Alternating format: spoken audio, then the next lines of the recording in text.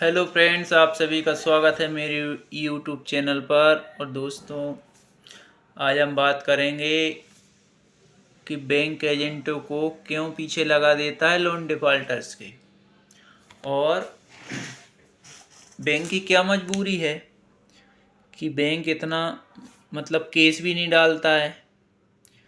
इसलिए तो एजेंट लगाता, अगर केस डालना होता तो एजेंट को पीछे नहीं लगाता। ठीक है, तो आप दोस्तों बात करते हैं इस पर कि जैसे कि आप लोन ले रहे हो और आप लोन चुका नहीं रहे हो तो आपका सिविल ख़राब हो रहा है। ठीक है, अब सिविल ख़राब हो रहा है, लेकिन इसमें क्या हो रहा है कि बैंक का भी एक सिविल होता है। बैंक आरबीआई से लोन लेता है।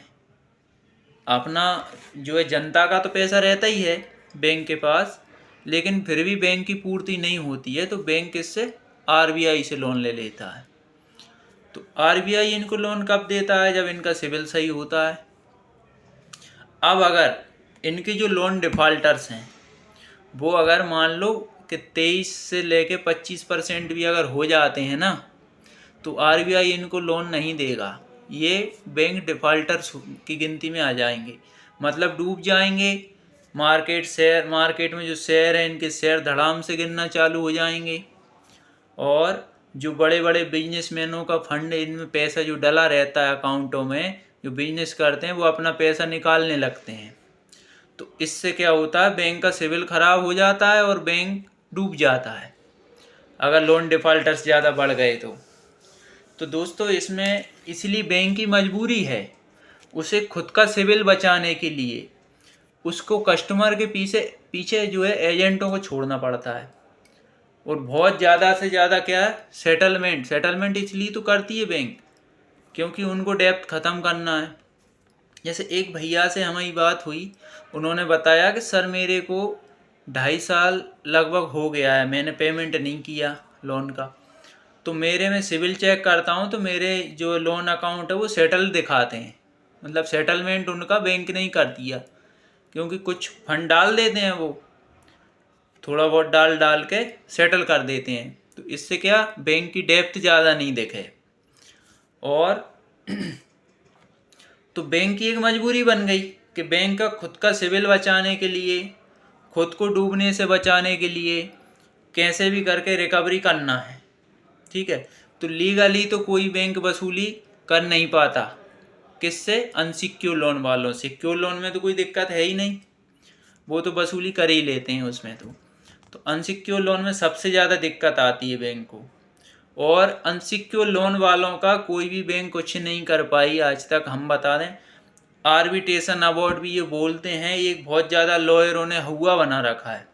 आज तक कभी आपने सुना हो कि आपके अड़ोस पड़ोस वाले का, किसी का बैंक कोई घर से कोई भी सामान उठाकर ले गया हो?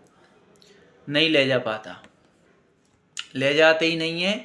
बैंक तो चाहता है कि सेटलमेंट हो जाए, क्योंकि वो सामान कोई भी ले जाते हैं, मूवेबल असेट कोई भी ले जाता है, उससे भी उसकी पैसे की रिकवरी नहीं हो पाती, क्योंकि लोन 10-5 हज़ार का तो होता नहीं, 1-2 लाख का तो रहता ही रहता है।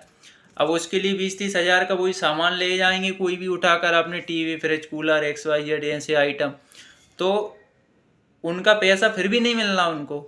तो इससे अच्छा वो सोचते हैं कि सेटलमेंट हो जाए, कैसे भी दबाव बना के एजेंट से बनाओ, कैसे भी करके पेमेंट मिल जाए। तो इसलिए बैंक बहुत मशक्क़त करती है। और केस क्यों नहीं डालती बैंक? केस डालना इसलिए पॉसिबल नहीं होता बैंक के लिए कि किसी पर केस डालने जाते हैं ना, तो वहाँ भी इनको कोर्ट में 12.5% से लेकर 20% तक की राशि इनको जमा करनी पड़ती है, तब बैंक का केस जो है कोर्ट में एक्सेप्ट होता है, नहीं तो केस नहीं लेते वो लोग। तो इससे अच्छा बैंक सोचता है, तो ये एजेंसी वाले रहते हैं, इनका चार्ज होता है कम। इनका है, एक बिजनेस है कि हम रिकवरी आपकी करके देंगे। एक बिजनेस रहता है, फर्म बनी रहती हैं, बहुत सारे लोग जुड़े रहते हैं, जो कलेक्शन जैसे पैसा आता है उसका कुछ परसेंट उनको दे देते हैं। अब अगर केस डालने बैंक जा रहे, किसी पे 10 लाख का लोन चल रहा है, अब सामने वाला दे नहीं पा रहा, क्योंकि उस पर पैसा होता तो दे देता, अब नहीं दे पा रहा, तो ये लोग क्या करते हैं, एजेंटों को छोड़ देते हैं। अब अगर वो उस पर केस डालने जाते हैं तो कम से कम बता रहा हूँ 1.25 लाख से लेके 2 लाख तक की जो है फीस इनको कोर्ट में जमा करना पड़ेगी। तो सामने वाला 25% में भी सेटल कर रहा है या 20% में कर रहा है, तो इतना तो बैंक को वहीं देना पड़ गया ना, तो बैंक को बेनिफिट ही नहीं मिल पाया, क्यों गवर्नमेंट को तो देना पड़ेगा। तो इसलिए बैंक केस डालने नहीं जाता, धमकी देते हैं, सब कुछ करते हैं, और वो ये भी जानते हैं केस डालने के बाद भी जज साहब किसी को फांसी की सज़ा नहीं दे देंगे। नियम यही है कि भाई सामने वाले को बुलाया जाएगा, बैंक पक्ष दोनों पक्ष के एकत्रित हो जाएंगे, आपस में डिस्कशन होगा, सेटलमेंट पे चर्चा होगी। आज नहीं है तो भाई कब होगा, कब दे दोगे, ये चर्चाएं होती हैं। तो लोगों को डरने की ऐसी कोई ज़रूरत नहीं है। किसी का कोई भी लोन डिफ़ॉल्टर पर ना तो आज तक जेल गया। जेल कौन जाता है? जो बहुत ज़्यादा बड़े अमाउंट लिए हैं और उन पे बैंक क्या है फिर केस डालती है। जैसे किसी मान लो 20-30 लाख का कर्ज है, बैंक ने केस कर दिया,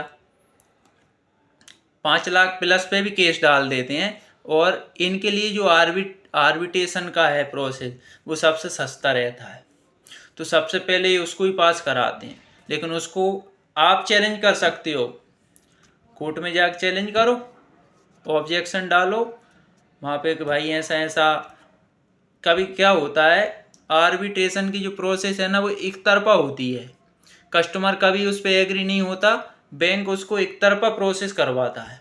तो उसमें क्या रहता है कि बैंक करवा लिया, अब सामने वाला जब वहाँ जाता है तो वो जब जज साहब देखते हैं कि ये तो एक तरफा प्रोसेस है किया हुआ है, तो वो उस केस को है ना रिजेक्ट कर देते हैं वहीं। लेकिन फिर भी एक अपना लॉयर की सपोर्ट लेके चलें तो बहुत बढ़िया रहेगा। अगर किसी भी केस हो गया तो आप लॉयर से ऑब्जेक्शन डलवाओ, उसको आप कोर्ट में खड़ा करो अपनी तरफ से। और दोस्तों बस एजेंट से घबराएं नहीं। और कोई भी आपने अभी तक सुना होगा किसी का कोई सा भी छोटा सा भी प्रोडक्ट बैंक उठाकर नहीं ले जा पाई है, अनसिक्योर लोन में नहीं ले जाती। बड़े अमाउंट हैं उनमें थोड़ी रिस्क रहती है, उसमें कोर्ट भी सब चीज़ समझता। हाँ, अगर आप जान करके नहीं दे रहे हैं, बैंक को ये चीज़ पता है कि इन पे पैसे रखे हैं या इन्होंने कुछ प्रॉपर्टी ली है अपने पैसे से, और बैंक को पता लग गया, बैंक ने कोर्ट में प्रूफ कर दिया, तो आपको पैसे देने पड़ेंगे। क्योंकि जज साहब बोलेंगे भाई अब प्रॉपर्टी ली है, या तो आप उसे सेल करो, कुछ भी करो, या उस पर लोन ले लो, इनका पैसा इन्हें वापस कर दो।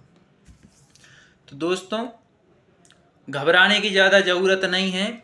और आपके किसी भी रिलेटिव को अगर कॉल कर रहे हैं, पहली बात तो रिलेटिव से ये बोल दो कि कोई बैंक वाला कॉल करता है साफ साफ कि हम जानते ही नहीं उस बंदे को। क्योंकि इसमें बहुत ज़्यादा अभी 1-2 जन हैं जो बहुत परेशान हो रहे हैं, जो मेरे को मतलब बार बार मैसेज करते हैं, तो उन्हें घबराने की ज़रूरत नहीं है, ठीक है। और इनकी आप कंप्लेंट कर सकते हो। अपना एक वीडियो डला हुआ है जिसमें आप आरबीआई की जो है कंप्लेंट के लिए मेल आईडी दी गई है, साइबर क्राइम वालों की भी दी गई है, आप उन पे कंप्लेंट डालें इनकी। और कुछ आपको समझ ना हो, डाउट हो, तो आप व्हाट्सएप पे मैसेज कर सकते हैं, ठीक है। और आर्बिट्रेशन का प्रोसेस से भी घबराएं नहीं। सारे बैंक जो भी जितने हथकंडे अपनाता है सब सेटलमेंट के लिए रहते हैं।